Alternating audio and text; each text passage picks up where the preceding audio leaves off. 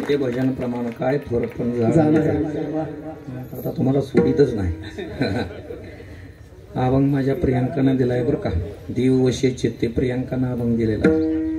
भावांना म्हटले खूप आवडतो, याच्यावर करा कीर्तन. तुम्ही म्हटलं चालेल, ते काय बी असू द्या, आहे तुझी इच्छा तर करतो. एका भावांना आवडणारा अभंग आहे, तो अभंग शिवे करता निवडला. विठ्ठला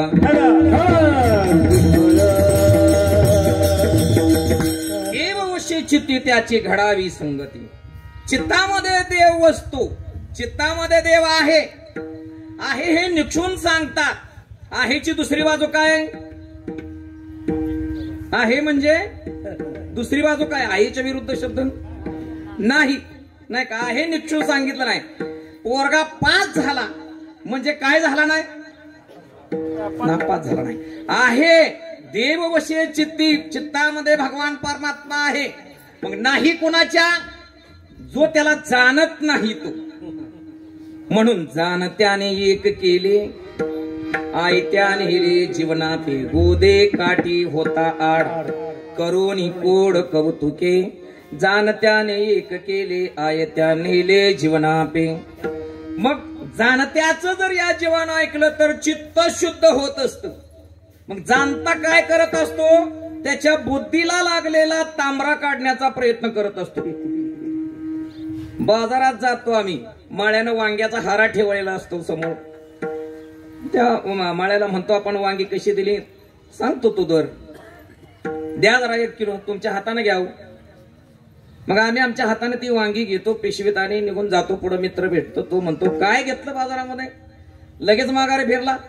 नाही म्हटलं आता चातुर्मास संपलाय ना, कसा जीव मी धरला दाबून ते माझ्या मला माहिती. आया आया काय का तुझा जीवच निघाला होता का पार? काय का अजून काय काय प्रकार असतात, ते प्रकार हे ते सांगण्याची ही जागा नाही. असो, वांगी बघितली, म्हणले बघू कसली वांगी आहेत.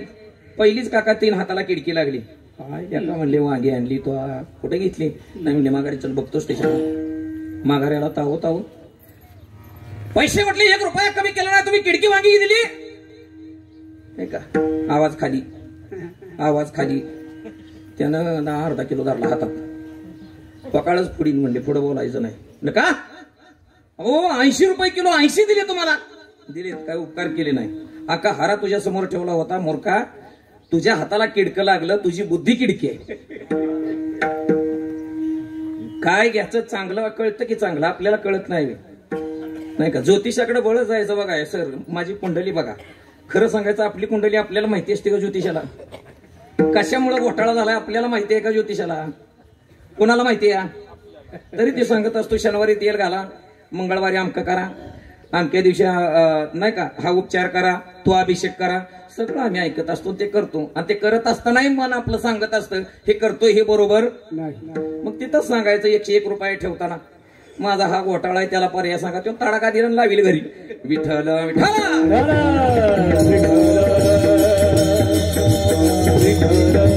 किडक्या बुद्धीतनं घेतलेला निर्णय जीवनाचा नाश करत असतो.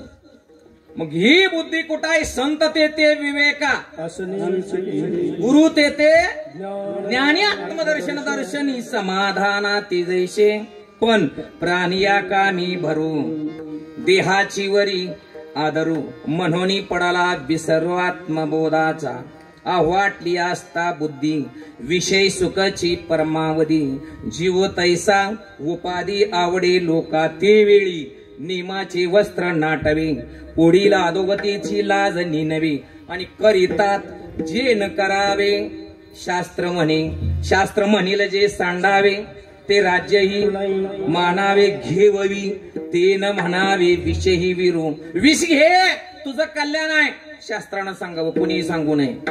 आणि जर शास्त्र सांगत असेल हे मारक आहे तर घेऊच नाही. मग ही बुद्धी जागी होण्यासाठी संतांची संगती हवी. संतांची संगती मनोमार्ग गती. संत नुसती बुद्धीच चांगली करत नाहीत, तर ज्यानं आपल्याला जन्माला घातलेला आहे त्याची ओळख करून देतात संत. सदासत विवेक बुद्धीची त्या ठिकाणी खाण आहेत संत. मग त्या खाणीमध्ये विवेक बुद्धीच पाहायला मिळणार. म्हणून बुद्धीचे वैभव अन्य नाही. तेवढंच, बुद्धीचे वैभव अन्य नाही. तुझे दुसरीकडे नाहीच हो. संत बुद्धी चांगली करत असतात. मग ही बुद्धी चांगली येण्यासाठी, बुद्धीची वाढ होण्यासाठी वृद्धांची सेवा करावी लागेल. शास्त्र प्रतिबंध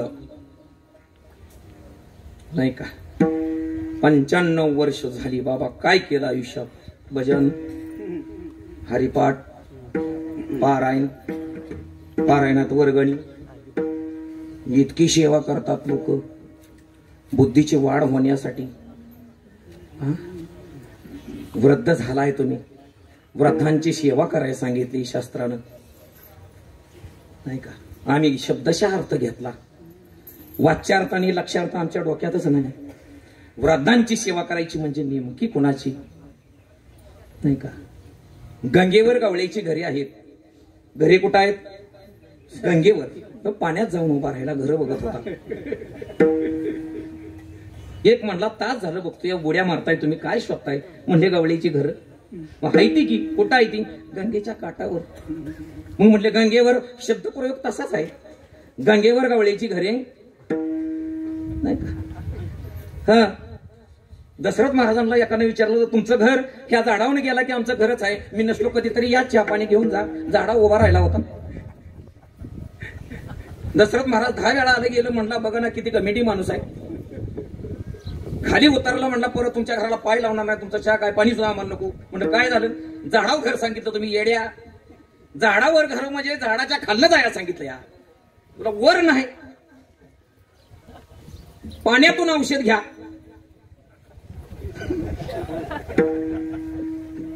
फुलपात्र घरी ठेवलं, पाण्यात गेला, खोकल्याची बाटली घेतली, छाती एवढं पाणी होतं, औषध पित होता. म्हटलं काय चाललंय? डॉक्टर गेले. तुम्ही आता म्हणले असं करा, एकतर फटल आणि अनेश खराड्याकडे जा, नाहीतर फटलला बारामतीला सोळंकी डॉक्टर तिथं जा. का? डोकं तुमचं दुरुस्त करून घ्या, डोकं बिघडले या. का? अहो डॉक्टरने लिहिले पाण्यात ना औषध. अरे फुलपात्रात पाणी घे, त्याच्यात तुला चमचाभर औषध होतं, त्यात घ्यायला सांगितलं. या जेवणाबरोबर 2 चमचे हॉटेलात घेऊन आला घरी. रोज जात होता नाश्त्याला, महिन्याच्या गोळ्या होत्या. हॉटेलातलं चमचं संपलं सगळं. त्या वेटरनं बघितलं, म्हणजे हेच नेत असेल, ह्याच्यावर ध्यानच ठेवतो, हेच येतोय रोज. 4 चमचं रोहित मला 2 खिशात 2 घातलं. माझ्या शेजारी बसलं होतं जेवायला. हो, 4 खिशात घातलं चमचं की त्यानं काय केलं नाही, त्यानं 120 चमचा गेला होता त्याचा. बाद तो मगच हाणला डोक्यात पाण्याचा, नुसता मऊ केला. आजारी आहे म्हणला, नाही परत ऍडमिट करायचा ह्याला. चुकलोच नाही म्हणला, हाणलं कशाला मला? का? हे बघ काय लिहिले, जेवणाबरोबर 2 चमचे. हॉटेलात घरी न्यायला सांगितले, औषध तुला घ्यायला सांगितलंय. वाच्यार्थ लक्ष्यार्थ. वृद्धाची सेवा करा, बुद्धी वाढेल. पण वृद्ध कोणता? 95 वर्षाला पोहोचलाय, सगळं खेळ करून बसला. आयुष्याचा खेळ झाला आणि पोराच्या आयुष्याचा कर फुळफुळा नाही का. आशेंची सेवा नाही हो. वृद्धाची सेवा म्हणजे कोण? ज्ञानामध्ये जो वृद्ध झालेला आहे तो वृद्ध. जन्माला आलेल्याचं सार्थक व्हावं याच्यासाठी ज्यानं प्रयत्न केला तो वृद्ध. आश्रमाची स्वच्छता करतो, अहोरात्र झाडलोट करतो, त्या ठिकाणी बाळूमामांच्या तळावर सारखी हजेरी लावतो, त्या ठिकाणी श्रद्धेने सेवा करतो, येणा जाणाराच्या जेवणाची चौकशी करतो, पान सुद्धा तिथं पडलेलं उचलून घेतो आणि दुसऱ्याला सांगतच नाही हे काम करा. आश्रम वृद्ध, त्याची सेवा करायला सांगितलेली आहे. तपवृद्ध अनुष्ठान मांडून 12-12 तास त्या ठिकाणी तप करतो, ध्यान धारणा जप तप होम हवन सगळं करतो. ज्ञानाचं प्रदर्शन म्हण. भक्ती म्हणजे प्रदर्शन नाही, ज्ञान म्हणजे चिकित्सा आणि भक्ती म्हणजे प्रेम. हे काय ते काय, हे काय ते काय, ज्याला कळतं त्याची ही ज्ञानाची व्याख्या आहे. हा ज्ञान वृद्ध, तपोवृद्ध, आश्रम वृद्ध नाही का, वयोवृद्ध. पिकलेला आहे ज्ञान, ज्ञान गिळून गावा. संसारामध्ये म्हातारा झाला तर घरातनं बाहेर काढतात, पार्टेक्स फरशीवर घाण पडेल नाकातली. संसारात म्हातारा झाल्याची ही अवस्था आहे. किती कोड लाख कमवून आणले बाबा मुंबईवरनं, खूप आणले. मग घर का असं करतंय? आपली गाणंच चालणार नाही, त्याच्या अगोदर देवाचं संतांचं व्हावं. म्हणून मगाशी महाराजांनी प्रमाण खूप छान दिलं. लाडकी लेकमी कोणाचंही लाडकं होऊ नये. संसाराचा जर दास झाला तर त्याला फास लागतो. गुंतले प्रपंच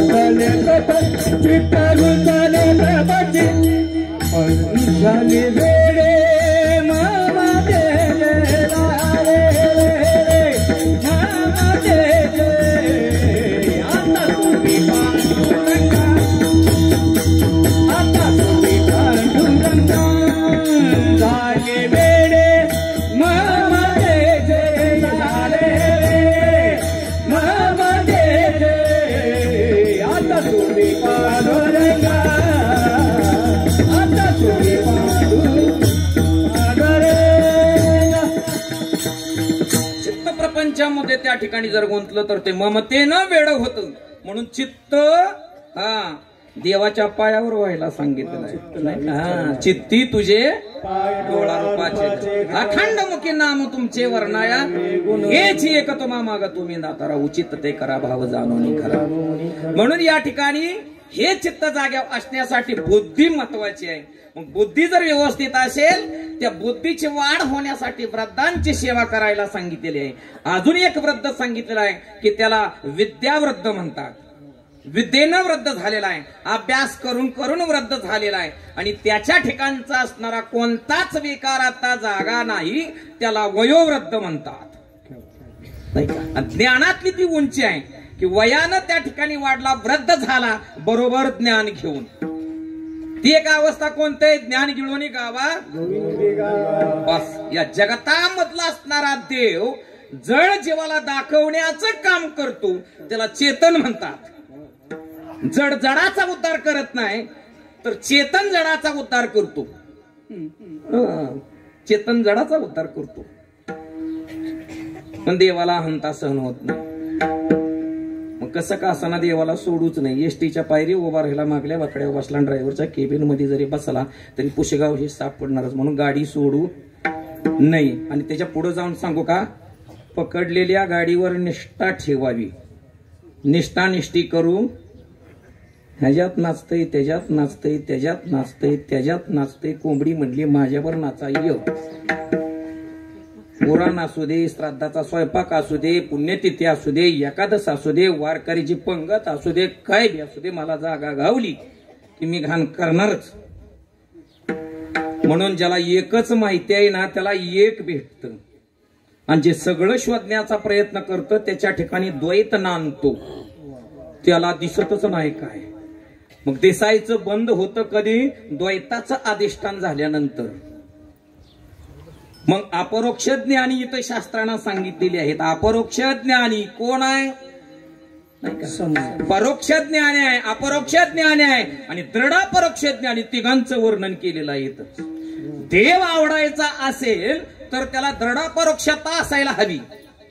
परोक्ष ज्ञानी कोण आहे, देव बोंबलून सांगता येतो पण देव कळतच नाही.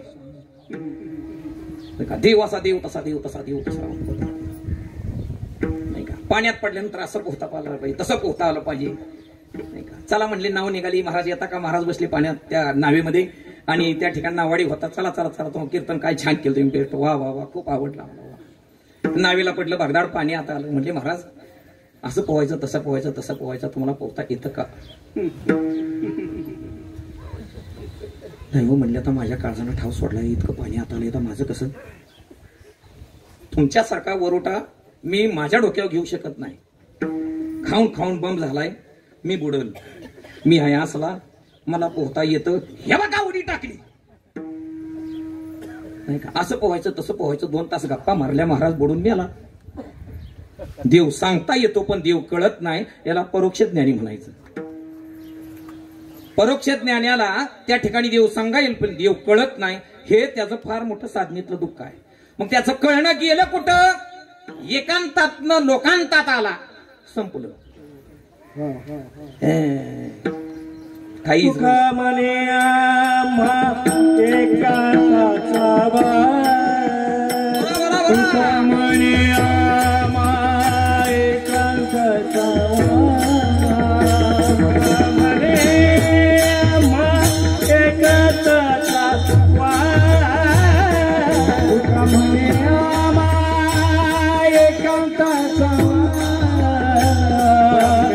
ब्रह्मरस सेवो सदा ब्रह्मरस सेवो सदा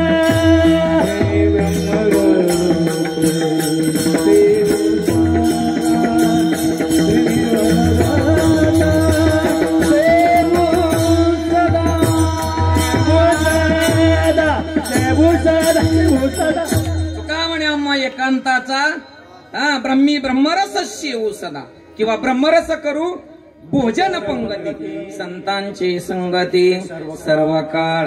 परोक्ष ज्ञानाचं वर्णन केलं देव सांगता येतो पण देव कळत नाही. अपरोक्ष ज्ञानी काय त्याला देव कळतो पण सेवितो हा रस नाही मला सांगायचाच नाही. त्याला गमेंडी म्हणते ती. माझ्यासारखा पकवास वाजवूनच दाखवू. तो तयार किती केली त्याच्यासाठी तर तयार केलं नाही. शिवरंजनी यमन कल्याण कालिंगडा भीमप्लास आत्महत्या केल्या रागाने.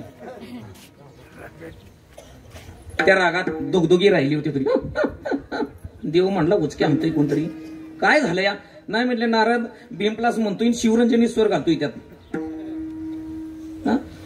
मग भीमप्लास तू म्हणले तेव्हा तुझीच वाट बघत होता आता मरतोय मी थांबतच नाही. 5-6 रागाने आत्महत्याच केले. म्हणजे कशात बी काय बी म्हणते नि ससा पण ससा सगळ्यातच आहे. भैरवीत 6 राग म्हणला पट्या झेंडा लावा म्हटलं त्याचं कुठंतरी मिळालं रागच मिळालं सगळं. मग म्हटले तुम्हाला जागा करायचं असलं तर अजिबात नाही तांडव नृत्य करी कोण भोलेनाथ रागाचा बाप आहे तू. त्यांनी होकार दिला तर आम्ही जिवंत होऊ नाही तर होणार नाही. इथं गबाळ्यांनी थांबूच नाही. बाहवे गावे किंवा तो का म्हणे अहो देवा हीच माझी होळी शेवा ती चांगलं.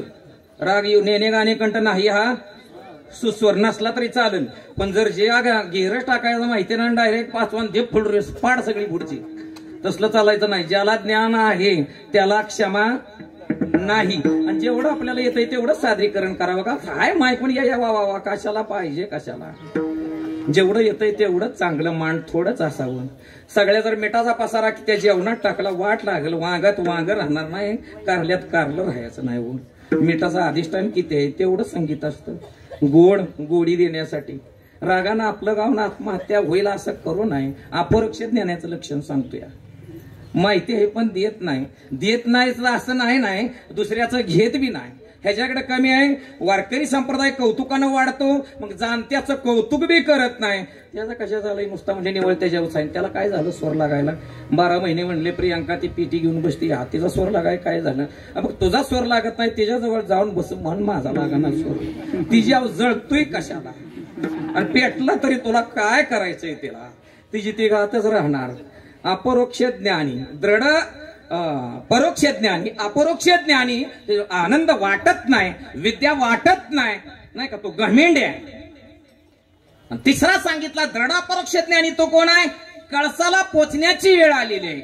मग तिथं घोटाळा होऊ शकतो नाही का. कुत्र्यानं ताणलं म्हणून उंदीर पळत आला साधू पुरुषाच्या जवळ चुळबुळ करू लागला. साधू पुरुषानं सांगितलं अरे बाबा मला साधना करू दे तू का जवळ आला. मला कुत्र्याची भीती म्हणले तू मांजराची भीती म्हणले मूषक मार्जा रो भव तू मांजर हो. मांजर झालं परत पळत आलं. देशे सर आपले खूप छान सांगायचं त्यांचं चोरलं या सरांना माहिती असावं. आम्हाला संस्कृत मध्ये दाडा होता. मूषको मार्जारो भव उंदीर मांजर झाला परत मांजर पळत गेलं परत पळत आलं. महाराज अरे मला जप ध्यान धारणा करू दे. मग काय काही नाही म्हणले मला कुत्र्यात आणता या नाही का. स्वान मार्जारो भव मार्जारो स्वान भव तूच कुत्रा हो. त्याला कुत्र करून टाकलं. आता काय आहे का सगळ्या गल्लीत याच राज कसं चुकलं त्याला ताणलं वाघानं. स्वान व्याघ्र भव आता काळजी करू नको तोच वाघ हो. दृढ अपरोक्ष ज्ञानी सात्विक राजस तामसेच्या पलीकडे जर गेला तर तो जिंकला. त्याला म्हणतात कानोबा तेरे तेरे ते जर पाहिजे असेल तर हे विसरायला हवं. हे जवळ असेल तर ते मिळतच नाही. दृढ अपरोक्ष ज्ञानाचं लक्षण सांगतात. ऐका जर ऐकायला क्लिष्ट आहे पण ऐका तरी बी. असो जाणते ऐकणारे आहेत म्हणून. दृढ परोक्ष ज्ञानी आहे, त्याचं लक्षण सांगतात.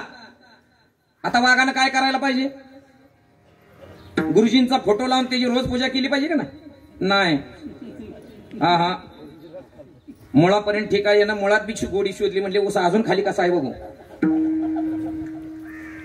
म्हणले मला भीतीच कोणाची नाही, आणि उद्या जर मास्तर झाला माझ्या अंगावर तर वाघ म्हणतो या.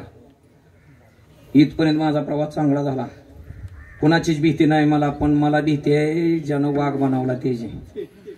मग म्हणले डोळं झाकलं त्यानं की उडी टाकायची, नरड फोडायचं किती सोपं आहे. वा नाही का? तू डोळं झाकून मास्तरचं नरड फोडणार नाही हे तुला फोडणार हे मास्तरला कळत नाही, हे तुला कधीपासून कळायला लागलं. तुझं घरातलं पहिलं पाऊल त्या गुरुजींना माहिती असतं, निघालाय तू घरात ना आता, किती वेगानं आलाय, किती क्षणात माझ्यापर्यंत पोहोचणार आहे. रामकृष्ण हरी गुरुजी किती वेगामध्ये माझ्यापर्यंत पोहोचणार आहे. पळत आला, गुरुजींना हसायला आलं. गुरुजींनी त्याच्याकडे डोळे भरून बघितले. डोळे तुम्ही घ्या रे सुख. यांना म्हणले पहिल्या राज्यात लावायचं या. उडी जशी वर गेली तशी म्हणले व्याघ्रो मुशको भव. आता कुठं जाऊ? गणपती बसले तर म्हणजे मोदक खाया. दृढ अपरोक्ष ज्ञानाचं लक्षण सांगतात दोन पद्धतीनं. दृढ अपरोक्ष ज्ञान आहे, तो जर दृढ राहिला तर त्याला हे विश्वची माझे घर अशी स्थिती होती त्याची, आणि देवही दिसतो. पण दृढ अपरोक्ष ज्ञानाचं लक्षण सांगत असताना या ठिकाणी सांगतात. अजून एक साऱ्या भाषेत सांगू का? विहिरीला पाणी आणि मंदिराला कळस लागताना त्रास होतो. सगळी विहीर खोदली आता पाणीच लागायची वेळ आली नाही का? मंदिराला आता कळसच बघायचा, त्यावेळेला दुर्बुद्धी सुचते. म्हणून आपण काय तुकोबांचा दुर्बुद्धी ते दुर्बुद्धी ते मना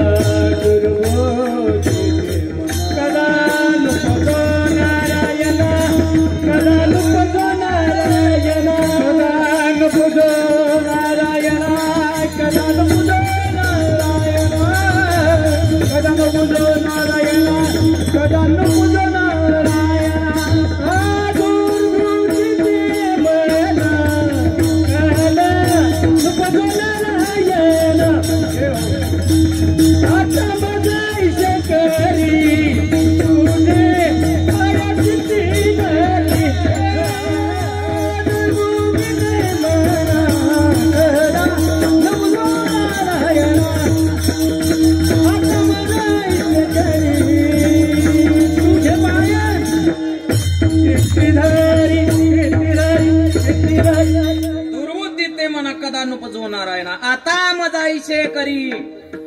दृढ अपरोक्ष ज्ञानाचं लक्षण आहे. मग ही अवस्था किंवा ही विनंती देवाला कुठं करायची बघा.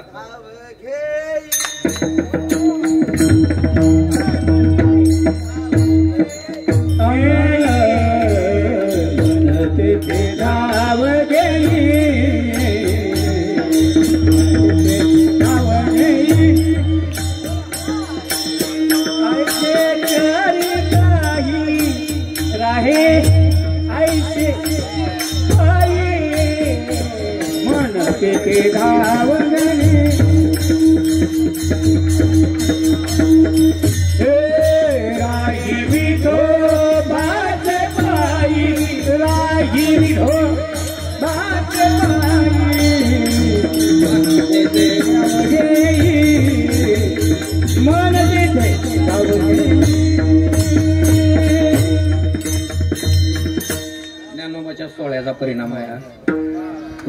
ज्ञानोबाच्या सोहळ्यात असलं की आपण कुठं आहे छान छानच दिलं प्रमाण. वा मनाला आता नाही त्यावेळेला सांगायचंय. कधी दृढ अपरोक्ष ज्ञान प्राप्त झाल्यानंतर मनात येते धाव घे. तुकाराम महाराजांनी सुट्टीच दिली नाही का? तिथपर्यंत कळसाचे अधिकारी तुकोबर आहेत तरी सुद्धा म्हणतात हिची दान तिथं जाऊन मागतात तुकोबर आहे. दृढ अपरोक्ष ज्ञान प्राप्त झालंय. चराचरामधला देव तुकोबांना दिसला. तुका म्हणे साक्षी आले तरी केले हा देव जगताला कळावा. ही सुद्धा मनामधली मनीषा आहे तरी सुद्धा मनावर विश्वास ठेवला. चंचल हे मन रामा पायी लावा. दृढ अपरोक्ष ज्ञानाचं लक्षण आहे. शेवटच्या श्वासापर्यंत लढत असतात ते. अंतर्बाह्य जन आणि मन. मग बाह्य काय आहे? जग नाही. जन ही उपमा विकाराला दिलेली आहे. आतले विकार आणि बाहेरचे विकार नाही का. उपजे ते जे दिसणार आहे ते नको. अविनाशी जे दिसत नाही त्याच्यासाठीचा प्रयत्न आहे. आणि देवा तो मी केला. 8 पिढ्या जर्जर रोगानं खलास झाल्या. राख रांगोळी झाली. कॅन्सर सारखे महारोग झाले तरी सुद्धा विचार केला नाही. एक गाव आम्ही 17 संप्रदायात उडी हाणली नाही का. मग पहिला डॉक्टर विलाज करीत नाही. ती रजेवाईत मग म्हणली तुमच्याकडे आलो काय करायचं. तो म्हणला माझी रजा आहे. माझं फिरलंय डोकं. मी इंजेक्शन कशाचं बी कशाला करतो. मेलेलं बरं नाही का. म्हणून या ठिकाणी एक गाव आम्ही म्हणजे एक ठिकाणी एक निष्ठता तुकोबरा यांची जी एक निष्ठा आहे ती फार महत्वाची आहे. त्यांनी त्याच्यामध्ये निष्ठानिष्ठी केली नाही. दृढ परोक्ष ज्ञानी तुकोबराय होते म्हणून कळसाचे अधिकारी झाले. मग तदनंतरचा जो विषय आहे त्याचं चिंतन केलेलं आहे. दृढ परोक्ष ज्ञानाचं त्याला काय झालं? अहंता चिकटली. 12व्या अध्यायामध्ये ओवे 17वे स्तन्यदेशी समाधी बोधे निजविषयी अनुहत ध्वनी. भक्तिसूत्रामध्ये 17 पायऱ्या सांगितलेल्या आहेत. मग त्यातल्या किती चढायच्या? 17वी जीवन काळ आहे. अनुहत ध्वनी आहे. त्या ठिकाणी मनाचा लय होतो. तिथं जर हा जीव गेला तर त्याला भगवान परमात्म्याचं दर्शन होतं. मग किती पायऱ्या चढाव्या?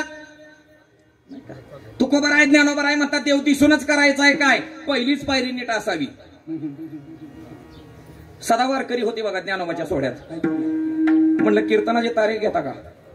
अक्का 16 तुमच्या पायावर म्हणले साष्टांग दंडवत घालतो. माझ्या नानांना माहितीये सदावारकरी उघडाच म्हणजे 5 अभंगाने एवढी फजिती केली माझी. कीर्तन गाड्या आपल्याला जमायचं नाही. ती तुमची कीर्तन करायची काम. 5 अभंगाची फजिती काय बारीक आहे का? माणसाला मागं ढकललं तरी पायाच पडते. तेव्हा येतच काय मला डोंबाल. ना राग ना काय ना गायन नाही टाळ नाही भजन नाही.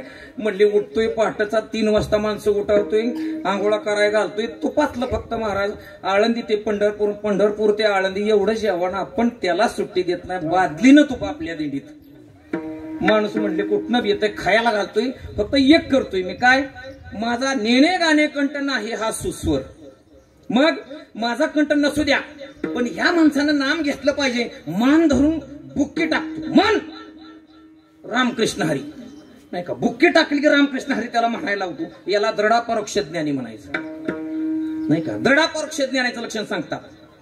हा मग जो ढळतो तो त्याला एक सांगितलं चमत्काराच्या मागे लागतो माणूस. दृढ परोक्ष ज्ञानी झाला की त्याला एक थोडी मनात पाल चुकते. काहीतरी चमत्कार हातून होतोय का बघू. मग गुरुनं सांगितली जी साधना आहे ती बाजूला ठेवतो आणि स्वतःचा एक प्रयोग चालू करतो नाही का. नाही म्हणले त्यांचं दर्शन घेतलं आणि डोक्यावर हात ठेवला आपलं कामच झालं तडाक्याला. दृढ परोक्ष ज्ञानी महाराज गुरुजी आसनच मांडून बसला. बायकोनं सांगितलं 10 ते 5 इथं हलायचं नाही. रानातलं काम करायचं नाही. काल 10,000 आले. आज गर्दीले पोरा वय घे नावले. गुरुजी आज अधिष्ठान वाईट नाही म्हणा. आणि आजची 100 माणसं उद्या येऊ दे. गर्दी होऊ दे. पाय प्रचार होऊ दे. जाहिरात होऊ दे. देवता याचा केला हे द्याविषयी सोडून देवच गेला. देव निघाला होता. रुक्मिणी म्हणली खाली बघा की गर्दी कसली या. तुमच्या मंदिरात एक माणूस येणार. ह्याच्या घरी 500 माणसं येते दर्शनाला. दृढ परोक्ष ज्ञानी कुठला ज्ञानी काय नाही. विश्वास ज्याचा टाळला त्याचा परमार्थच नाही. विश्वास तो करी स्वामीवरी सत्ता. दृढ परोक्ष ज्ञानाचं लक्षण काय माहिती का? बघा प्रापंचिक माणूस कंपनीमध्ये सर्व्हिसला जातो. त्या ठिकाणी फंड घेतो. माघारी येतो. सगळा आनंद लुटतो. परत कंपनीत जातो का कंपनीत परत? त्याचा आणि कंपनीचा संबंध संपला का? प्राप्त झालं. पण परमार्थ असा आहे की या ठिकाणी सुरुवातीचं साधन संपत नाही. या नाव गुरुनिष्ठा कितीही मोठा हो नाही का. सद्गुरूला विसरली तर याची थोर झाली. मग जो विसरला त्याच्यासाठी देव नाही म्हणून विसरू नये. दृढ परोक्ष ज्ञानाचं लक्षण काय? की ज्या सद्गुरूमुळे मी मोठा झालो त्याला कधी विसरू नये. विठ्ठल विठ्ठल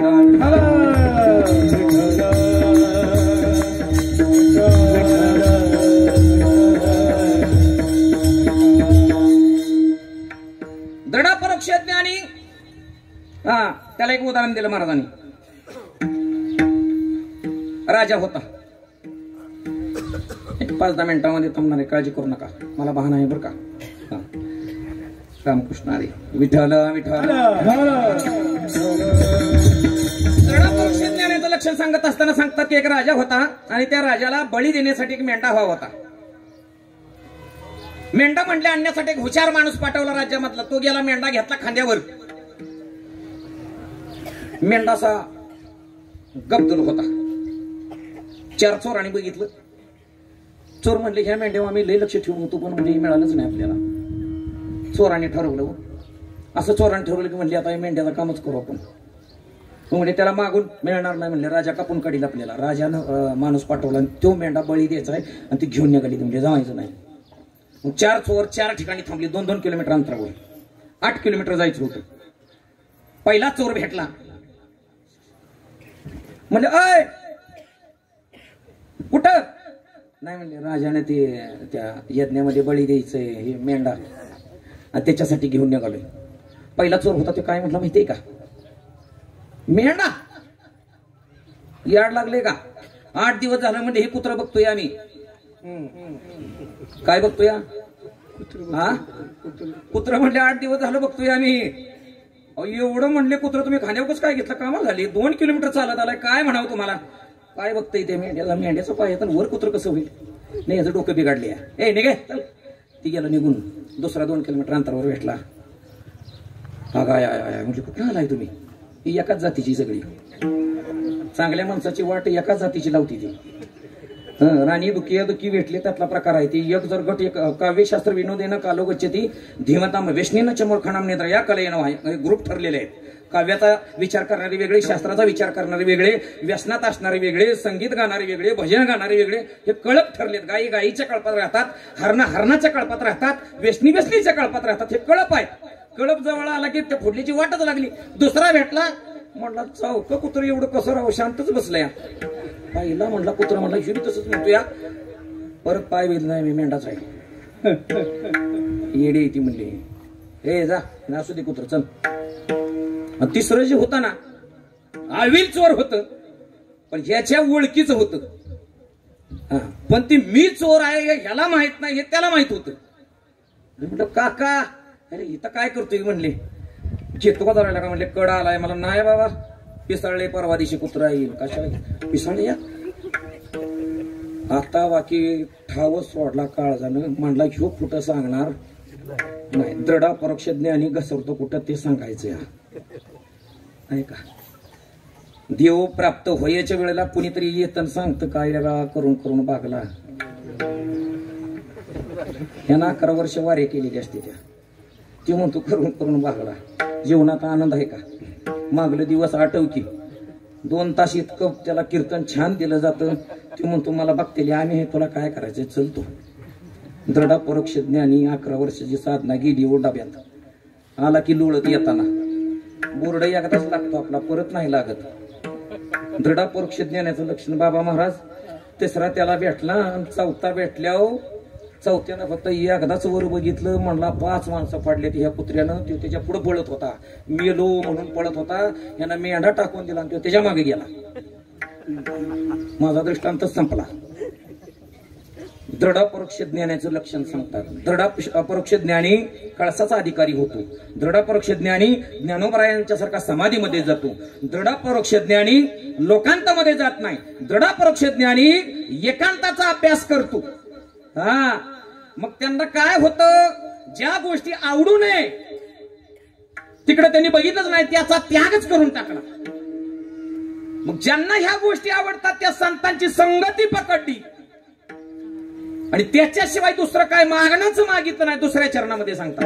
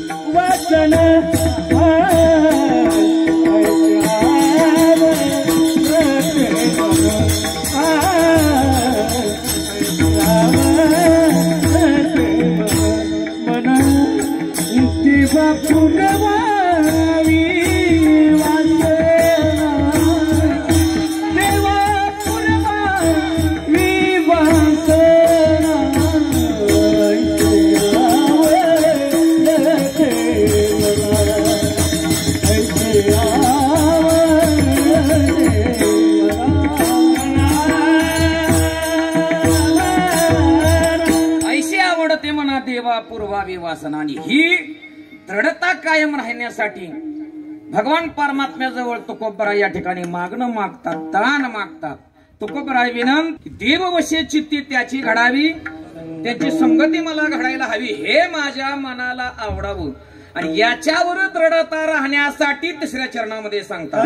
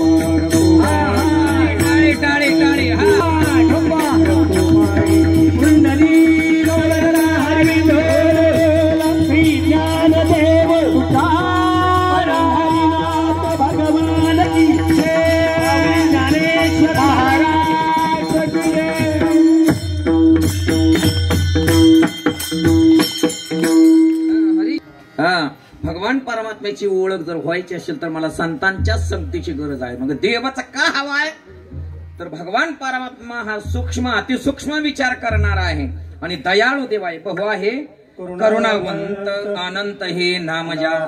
अनंत नावाने नटलेला देव, मुंगीच्या पायात बांधलेलं घुंगरू सुद्धा देवाला ऐकायला येतं. ही भगवान परमात्म्याची उंची आहे. का तर तो धर्माची मूर्ती आहे, तो अन्याय करीतच नाही. कुरुक्षेत्रावरची भूमी साफ करण्यासाठी अर्जुनाला देव घेऊन गेला आणि त्या आता जी शिवी निघालीत त्यावेळेला हत्ती होते. कुरुक्षेत्रावरची ती झाडं उपटण्यासाठी हत्ती नेले होते. लक्ष द्या, हत्ती नेले होते. त्या हत्तीनं झाडं उपटायचं चाललं होतं. त्याच्यात एका चिमणीचं घरटच मोडलं. ते चिमणा होता, ती 2 बाळं घेऊन रडायला लागला. म्हणली अहो रडू नका, मी आहे की. ज्यानं मोडले त्याच्याकडे बघती. कोण म्हणली? चिमणी. नाही का, अधिकार गाजवण्यासाठी लाडकी लेख मी संतांचं व्हावं लागतं तर अधिकार गाजवून देतात, नाही तर इतकं सोपं नाही. ती चिमणी भुरकनाशी ओढून गेली आणि भगवान परमात्म्याच्या उजव्या खांद्यावर बसली. देव म्हणला ए बाई तुझं काय काम आहे, सोडणार नाही. धर्माची तू मूर्ती म्हणते, तुला मला माहिती आहे माझा कोणताही अपराध नसताना माझं म्हणजे झाड का मोडले नाही का. या ठिकाणी भगवान परमात्म्यानं सांगितलं ही कुरुक्षेत्र इथं कौरव पांडव युद्ध होणारा, ही भूमी साफ करायची चालली. याच्यामध्ये जे येतील ते संपणारच, चालणार नाही. माझा अन्याय सांग, मागच्या जन्मात मी काय पाप केलंय का. देव शांत बसला. खांद्यावर बसलेली चिमणी, तिला सांगितलं 18 दिवस धान्य पुरल एवढं जमा कर. तिनं ओळखलं अखिल गुण निदान सच्चिदानंद घन करुणा वरुणालय भक्तवत्सल आदिनारायण या जगताचा पालनहार माय बाप, झाडाचं पान त्याच्या सत्तेशिवाय हलत नाही असा देव योगियांच्या ध्यानी ध्याता योग्यांच्या स्वप्नात येत नाही असा देव माझ्याशी बोलतोय आणि मला सांगतोय धान्य गोळा कर 2 दिवसात. 18 दिवस पुरल एवढं. तेवढंच लक्षात ठेवलं. चिमणी भुरकन उडून गेली. मालकाला सांगितलं चला धान्य गोळा करायचंय. मुलं त्यानं सांगितलंय, त्याला माहितीये त्याच्यावर माझा विश्वास आहे. आपले 2 चिमणान चिमणी, आपला विषय येत नाही याच्यात. चिमणान चिमणी ह्यांची भाषा चाललेली होती आणि ती 2 पिलं म्हणले देव हितच ठेवून आता काय त्याचं करायचं, बोलायचं नाही अजिबात. ती चिमणान चिमणी भुरकन उडून गेले. 18 दिवस नाही 36 दिवस पुरल. एवढं धान्य गोळा केलं. पंखात त्राण राहिलेलं नव्हतं. चिमणा म्हटलं आता मरल आपण, या मुलांचं सुख बघाय सुद्धा जिवंत राहणार नाही. पण तिनं सांगितलं ब्रह्मांडाच्या मालकाचा शब्द आहे का, देववशी चित्ती त्याची घडावी. चित्तामध्ये असणारा देव ज्यांनी ओळखलाय ते देवाची भेट याच जन्मात व्हावी. कारण किती वेळा जन्मा यावे नित्य व्हावे. बस अनेक वेळा जन्माला येऊन हानी करून घ्यायची नाही एवढंच माहिती होतं. देवावर विश्वास ठेवला. त्या चिमण 36 दिवसाचं धान्य गोळा केलं. ढीग लावला तिथं. बस खायला सुरुवात केली. घर नाही काहीच नाही. युद्ध सुरू झालं. 3ऱ्या दिवशी रक्ताचे सडेच्या सडे पडले. प्रेत पडून खच पडला जमिनीला. दुर्गंधी सुटली. सगळं झालं. चिंताच नव्हती नाही का. मुलगी ज्या वेळेला नांदायला येत असते, लग्न ठरतानाचा तिचा प्रसंग आहे. मध्यस्थी कुणीतरी सांगत असतो ही घरं दोन्ही चांगली आहेत. किती विश्वास आहे. कोणावर विश्वास? नासक्यावर, जे संपून जाणार आहे त्याच्यावर विश्वास. ही काय नाव काय कडला जाते का, मध्ये आधी काय बी घोटाळा होऊ शकतो. आम्ही जो नासका कुचका प्रपंच आहे त्याच्यावर विश्वास ठेवतो, मध्यस्थीवर. आणि मध्यस्थी हुशार असतो तो एकच सांगत असतो. तो म्हणतो की जे काय होईल ते तुमच्या नशिबाला. पहिल्यासारखा मध्यस्थी आता राहिला नाही. मध्यस्थी आताच 2000 घेतोय सांगूनच टाकतोय. पुढचं पुढं तुमचं तुम्ही. आपल्याकडे याचं नाही.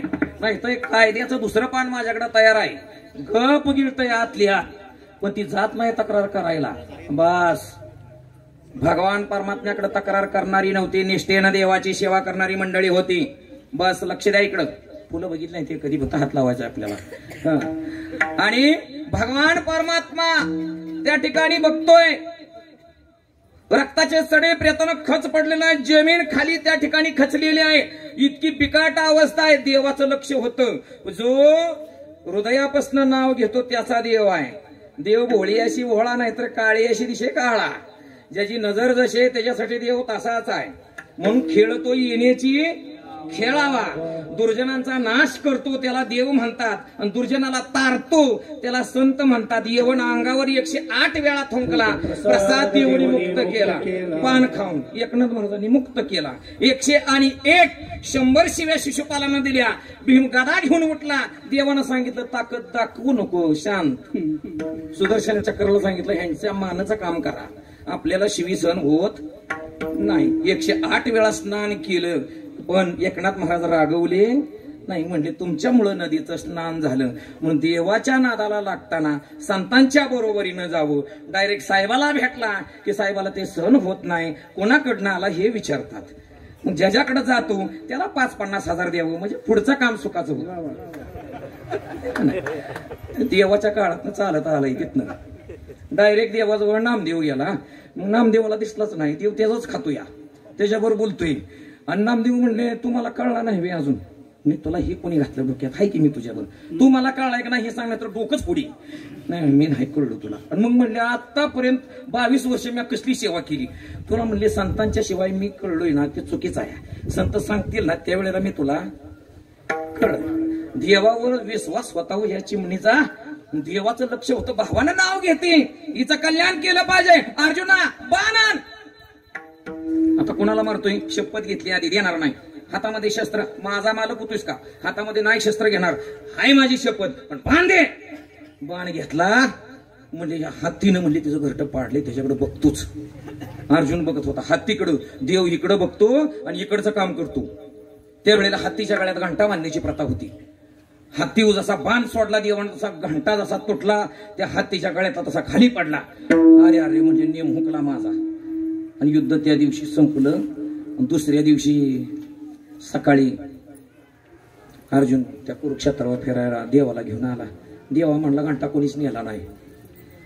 देव म्हणला माझ्याकडे येड्यांची लई भरती आहे, त्याच्यात तू बी आहेस. तुला मी कळलो नाही बाबा. कर्णाला कळलो पण कर्णाचा थोडा पाय घसरल्यामुळे मी त्याच्याजवळ नाही, नाही तर कर्णासारखा भक्त नाही माझा म्हणली.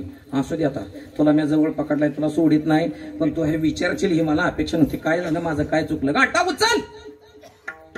घंटा जाता उचलला. गुरुजी 4 होती त्या खाली. युद्ध सुरू झालं. त्यातलं 2च दिवस यांनी हलाखीत काढलं. 16 दिवस त्या घंट्याखाली होती. किती दिवस? 16 दिवस घंट्याखाली होती. 16 दिवस. घंटा उचल जसं म्हटलं, घंटा उचलल्याबरोबर भरकन उडून गेली सगळी. पोरं अशी काय म्हणतो धष्टपुष्ट झाली होती. अन्न राहिलं होतं खाली 18 दिवस. सरतेवी ह्याची व्यवस्था या हो. आणि देवानं कळून दिलं नाही. त्या घंटेच्या खाली एक रेग ओढली होती, तिथनं हवा आत जात होती. ही हवा बी येत होती, खात बी होती, सगळीच व्यवस्था केली होती देवानं.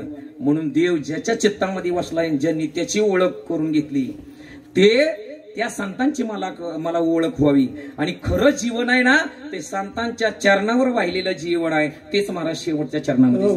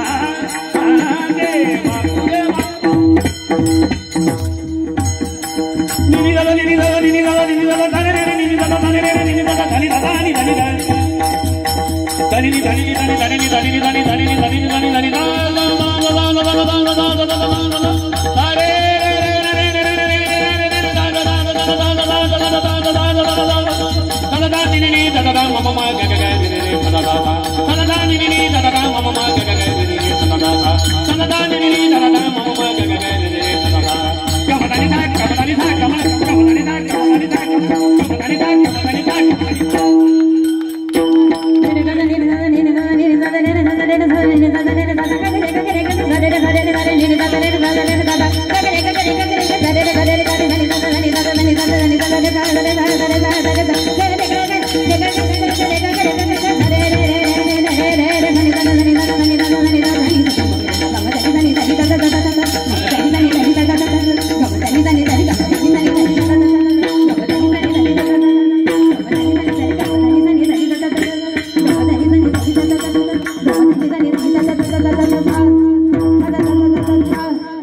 देवा पुरवादिवा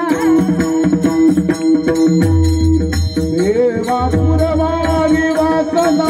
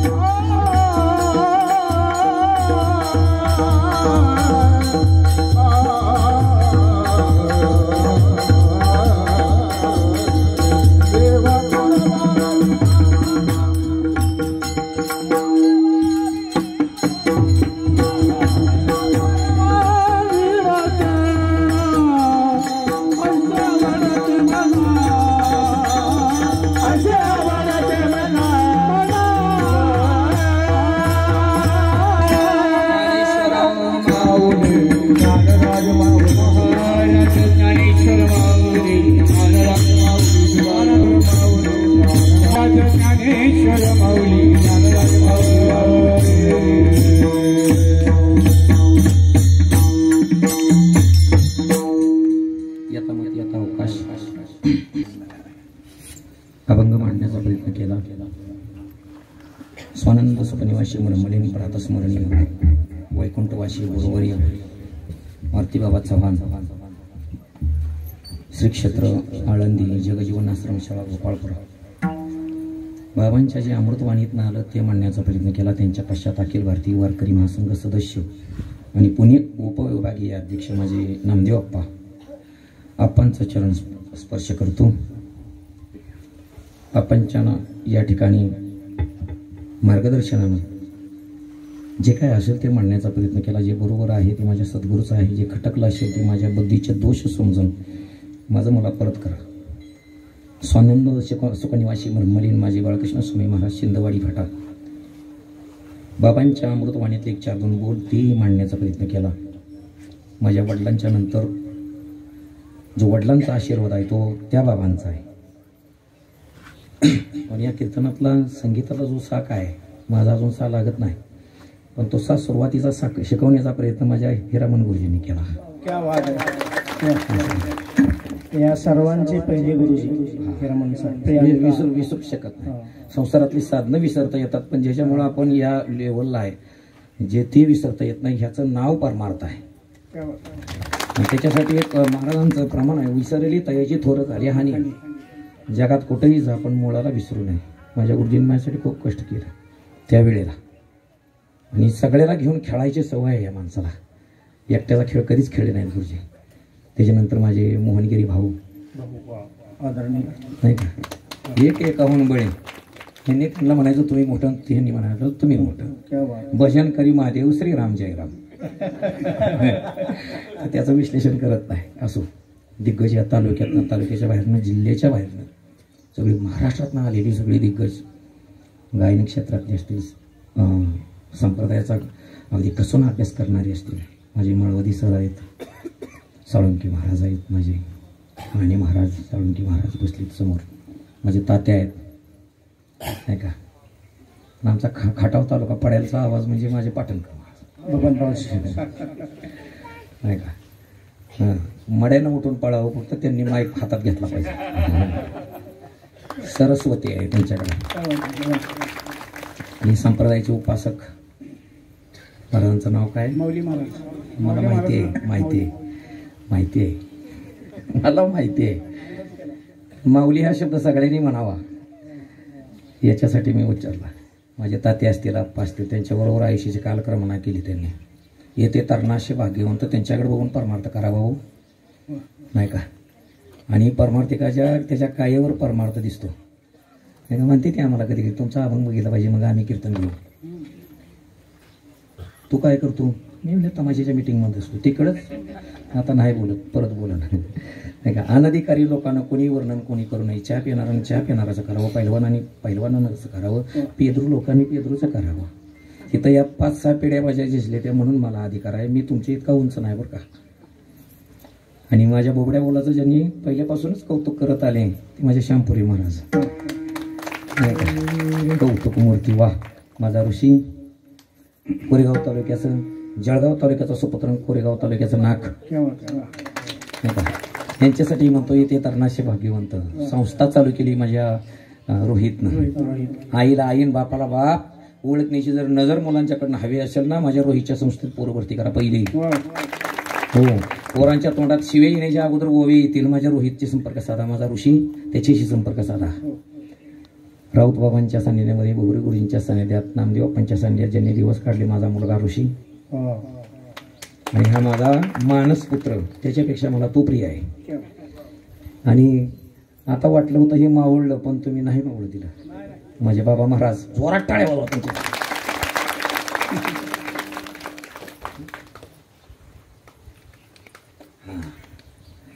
भारती गुरुजी आले या ठिकाणी.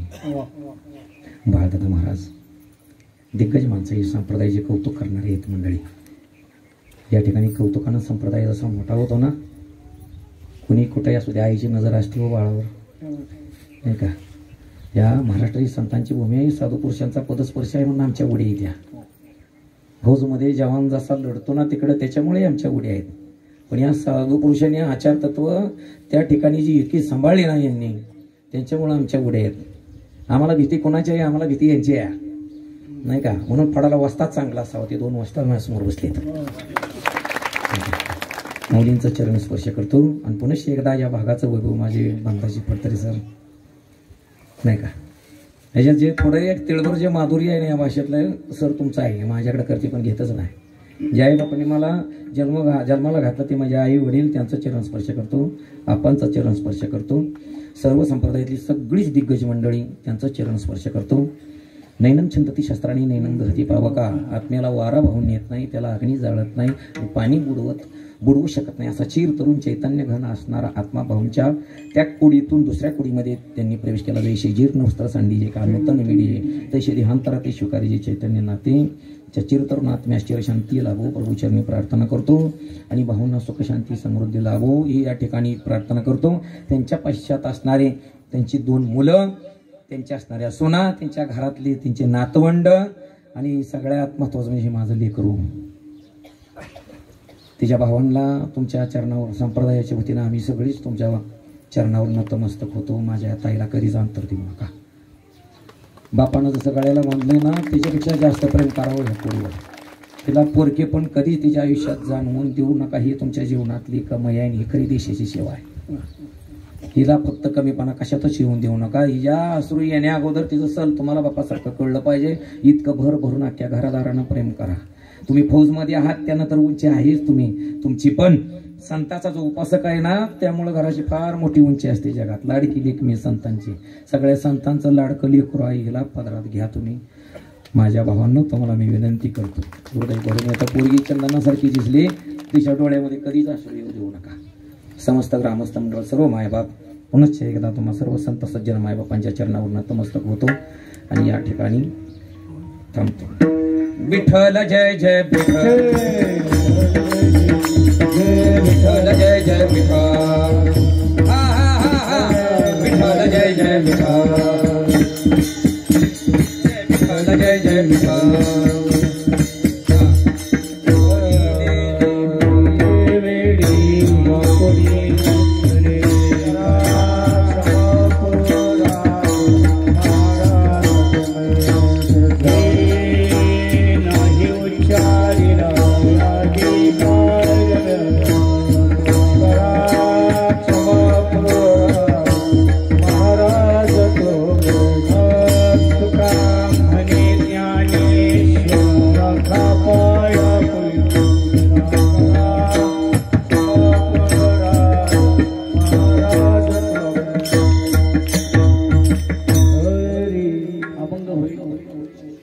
आम्ही जातो तुम्ही कृपा शोधा सकळा सांगावी विनंती माझी वार वेळ झाला उभा पांड वैकुंठा श्रीरंग बोलावी तू काळे बेठो आम्हाचे पावडी सहित झाला गुप्त वार वेळ झाला उभा पांड वैकुंठा श्रीरंग बोलावी तू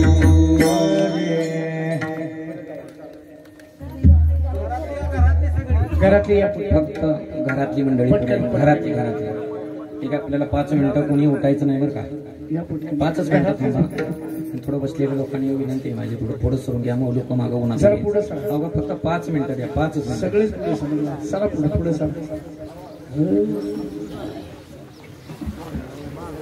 पुंडली श्री ज्ञानदेव पंढरीनाथ माऊली ज्ञानेश महाराज की जगद्गुरु तुकाराम महाराज की जय.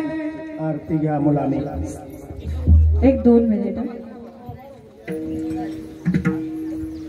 रामकृष्ण हरी. प्रथमतः सुंदर साहित्य कीर्तनाचा कार्यक्रम आदरणीय माझे वडील वैकुंठवासी दत्तात्रय तुकाराम कदम त्यांचं नाव घेताना सुद्धा हृदय जरा धडधड करते. परंतु अतिशय सुंदर असा कार्यक्रम इथे नियोजन करण्यात आलेला होता. विचार जे होते दृष्टिकोन जो होता तो मानवतावादी होता. आज एवढ्या छोट्याशा गावामध्ये एवढा मोठा जनसमुदाय उपस्थित होतो म्हणजे त्या दत्तात्रय भाऊच्या वरती प्रेम करणारी माणसं ही त्यांनी नात्यानं आपल्या जोडली.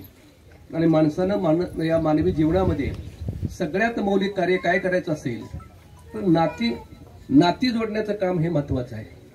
दुर्दैवानं आजच्या काळामध्ये हे जरी आपण किती वैज्ञानिक युग म्हणत असलो तरी सुद्धा या वैज्ञानिक युगामध्ये मानवता नावाची जी चीज आहे माणुसकी जी चीज आहे ही कमी झालेली आहे. आणि अशा छोट्याशा गावामध्ये जन्माला आलेला सुद्धा माणूस अतिशय मानवतावादी होता. माणुसकी जपणारा होता. लोक जपणारा होता. नुसती लोक जपणारा नव्हता तर नाती सांभाळणारा होता. आणि मी तर म्हणेन तुमची संपत्ती किती आहे हे महत्वाचं नाही. सोनं किती आहे हे महत्वाचं नाही. इस्टेट किती आहे हे महत्वाचं नाही. किती बंगला आहेत हे महत्वाचं नाही.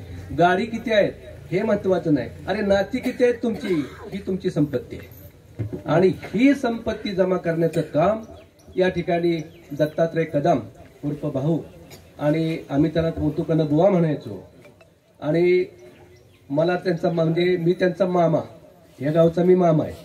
त्यामुळं मला अतिशय म्हणजे जिव्हाळ्यानं बोलणारा हा माणूस आणि अतिशय दिलदार मनाचा असा हा माणूस. दुर्दैवानं कसं आहे माहितीये का नीतीच्या पुढं काही लोकांचं चालत नाही. नीती पुढं आपल्याला शरण जावं लागतंच. आणि दुर्दैवानं अर्धांगवायूसारख्या दुर्धर आजारानं त्यांना गाठलं. आणि त्या दुर्धर आजारामध्ये दत्तात्रय कदम या देव माणसाचा अंत झाला. वास्तविक या नीती पुढं कोणाचंच काही चालत नाही मी आता सांगितलं तुम्हाला. आणि जे व्हायला नको होतं जे त्या कुटुंबावरती तो आघात व्हायला नको होता तो आघात झाला. परंतु ती नाविलाजाची गोष्ट आहे. असं परमेश्वर त्यांच्या आत्म्याला चिरशांती देवो या संपूर्ण पंचकृषीच्या वतीनं मित्रपरिवाराच्या वतीनं. आणि सांगायचं तात्पर्य या महत्वाच्या क्षणी हरिभक्तीपरायण गजानन महाराज धर्माधिकारी मला या महाराजांचा सार्थ अभिमान आहे. मी जे 32 वर्षाची सेवा केली ही 32 वर्षाची सेवा वाया गेली नाही. मी जे करू शकलो नाही माझ्या मुलांना जे करता आलं नाही ते माझ्या शिष्यानं केलं याचा मला सार्थ अभिमान आहे. आणि दुसराही शिष्य त्याच्या पाठीमागं आहे जनार्दन निकम. हे भाग्य असावं लागतं. हे बापूराव निकम आता बरेच वर्ष झाली त्यामुळे नाव समजून घ्या वेळ झालेला आहे. तेव्हा आता ही बाकीची सगळी मान्यवर मंडळी या ठिकाणी आहेत. शिवानंद भारतीजी महाराज आहेत. श्यामपुरी महाराज ही वेगवेगळ्या क्षेत्रामध्ये अतिशय उत्तुंग अशा प्रकारचं काम करणारी माणसं. हे वारकरी संप्रदायातल्या सगळ्या उत्तुंग शिखरावरती पोहोचलेल्या सगळ्या लोकांची मी माफी मागतो, कारण तुमची सगळ्यांची मला नावं माहित नाहीत. वारकरी संप्रदायातला फार गंध मला नाही, पण आवड मात्र जरूर आहे. आणि माणसाला ते पाहिजे आहे, चांगल्याची गोडी पाहिजे माणसाला. आजकाल बघा तुम्ही, चांगल्याची गोडी आहे का मला सांगा? चांगल्याची गोडी नाही. कीर्तनाला प्रवचनाला माणसाची उपस्थिती बघा, लावणी कार्यक्रम असू द्या तिथं उपस्थिती बघा. म्हणजे हे सत्य परिस्थिती आहे, वास्तव आहे. तेव्हा चांगल्याची गोडी माणसाला असणं गरजेचं आहे. त्यावेळेला माणसाचा दृष्टिकोन चांगला राहतो. तेव्हा